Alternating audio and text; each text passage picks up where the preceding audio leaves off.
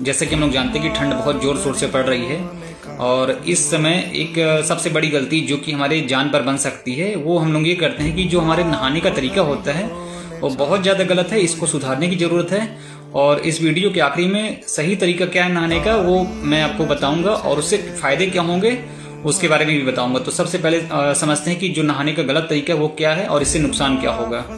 रात भर हम जब सो के उठते हैं तो हमारा शरीर एकदम नॉर्मल मोड में रहता है। तो जब भी हम नहाते हैं तो सबसे पहले सर पे पानी डालते हैं, ठीक है। तो पानी बहुत ठंडा रहता है और कई बार जब आप देखिएगा सर पर पानी डालते हैं तो कुछ सेकंड के लिए ऐसा फील होता है जैसे वो भाग शून्य हो गया हो, यानी कि जैसे एनेस्थीसिया का इंजेक्शन लगता है जब ऑपरेशन करते हैं तो उस सेंसेशन नहीं रहता है उस भाग में। तो ये हमको ऐसा नहीं करना है क्योंकि कई बार सर्दियों के मौसम में ऐसा सुनने को आता है कि फला फला या कोई आपके जान पहचान में आपने जरूर सुना होगा कि बाथरूम में नहा रहे थे और नहाते समय ही वो उनका ब्रेन हेमरेज हो गया है।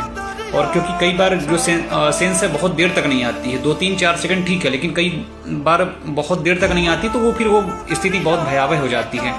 तो इसको सुधारने की जरूरत है।